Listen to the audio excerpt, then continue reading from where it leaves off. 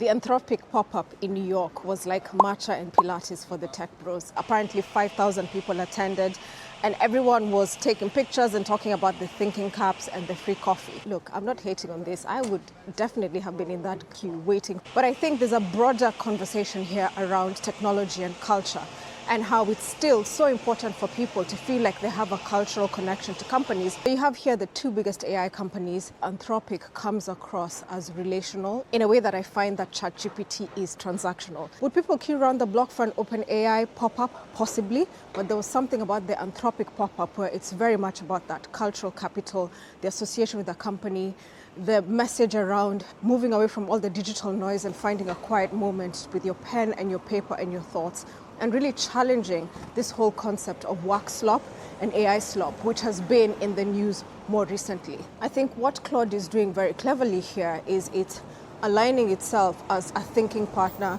and a strategic collaborator for people, whereas I think people find the conversations around AGI, around a full-scale takeover of agents as really scary and intimidating. Here you have a brand that feels friendly, like you can have a human connection to it, and people love that, and people are queuing around the block.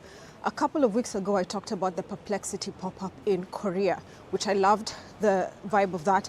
Still love this vibe of the Anthropic pop-up. Also, the visuals that were coming out of this pop-up were beautiful, and they're very much in line with the aesthetic that we get from Anthropic as a brand.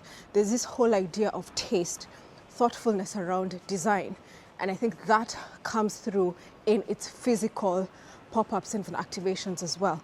Partnering with Airmail on this one was just a very smart partnership and collaboration. I'm excited to see what they do in other cities.